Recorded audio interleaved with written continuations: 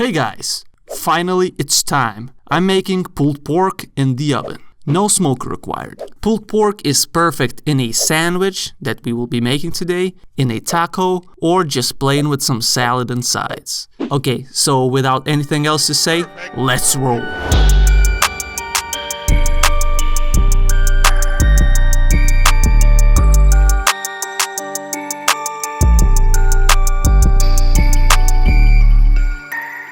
First, let's make our pork spice rub, so we can massage that hunk of meat later on and make some delicious meat noodles. Okay, so to start off, we add 5 tablespoons of brown sugar. Then, to that, we add 1 tablespoon each of black pepper. Now, I wanted some fresh ground pepper and I didn't have a working grinder, so rolling pin it is. Let's smack the shit out of that pepper. Okay, that will be enough. Then in goes the coriander. Again, I didn't have crushed coriander, so the rolling pin comes in clutch again. Oh shh. Well, apparently I did have crushed coriander. Let's use that. Then goes mustard powder, salt, some cumin, and of course paprika, smoked or not. Depends on what you have. For me it was not smoked because I had none of that smoked goodness. But if I did, I would have used smoked paprika. Anyway, now mix everything well and we have our rub made. Great, now it's time for the meat. Not this meat. You should get either a boneless or bone-in pork shoulder. I had this boneless pork shoulder over here that had been cut up into 3 pieces by someone in the household. My dad is the prime suspect. Anyway, but it will work fine in many pieces. A little bit too little fat on this pork shoulder, foreshadowing much, but it will be just fine. Everything is fine. Okay, cool. Now pat that big piece of meat down with paper towels so there's no nasty blood, also known as pork juice, left. And then just rub the spice rub all generously on the meat. Not your meat. Stop! All the sides should be covered nicely with the rub. Use it all. Of course, I picked the smallest cutting board for this type of job, but it's fine. It'll do.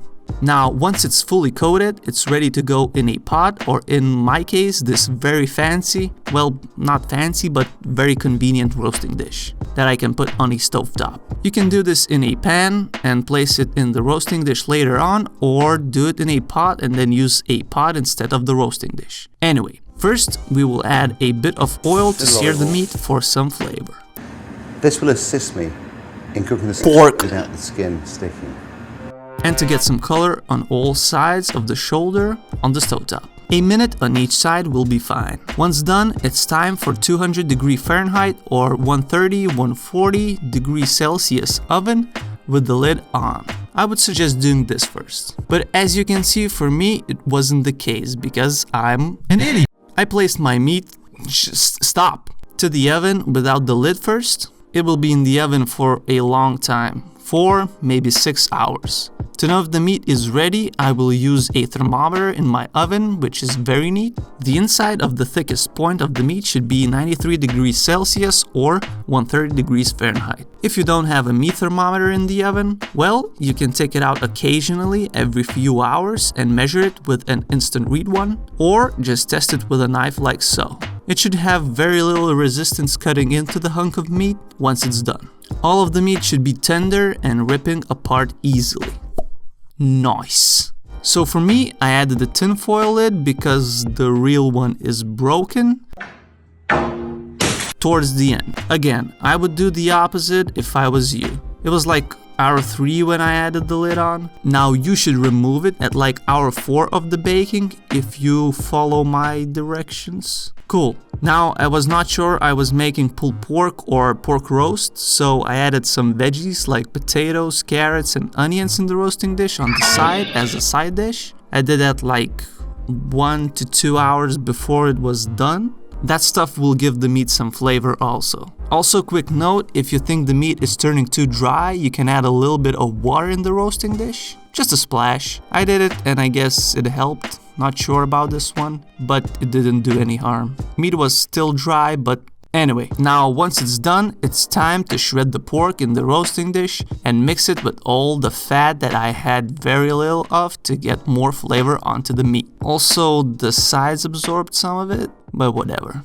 Now it's time to enjoy it. And what better way to do so than a pulled pork sandwich, am I right? So for that, I will quickly make some coleslaw. In a bowl goes some freshly sliced half a head of cabbage, sliced with a knife of course. Definitely no other kitchen appliance was used. Then some carrot, and that's basically it. Throw it in with some pepper, salt, couple tablespoons of mayonnaise, some other spices that are not necessary, and a teaspoon of vinegar. Mix and you're set.